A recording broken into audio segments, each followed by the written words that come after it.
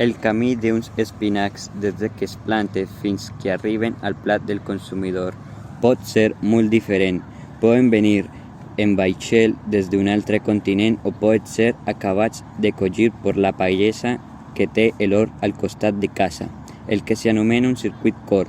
Quan parlem de circuit curts de comercialització, no ens referim en la distància física entre productor i consumidor, sinó a la presència d'un sol intermediari, com a màxim entre el producte final i el consumidor, o també entre productor i elaborador.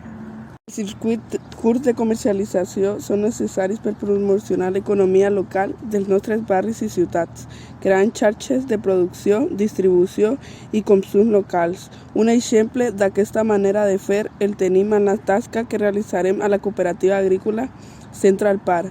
Cultivem fruites i verdures als terrenys del Parc Agrari de Baix Llobregat i després contactem amb el grup de consum, mercats o botigues locals per vendre els seus productes i reduir així els intermediaris. Una d'aquestes botigues locals que tractem de vendre productes que provenen dels canals curts de comercialització és la Laia Mercè, una botiga ecològica de 9 barris que fomenta en la seva feina la relació directa amb els productes i productores i garanteix així als consumidors productes de primera qualitat, frescos i ecològics i pròxims.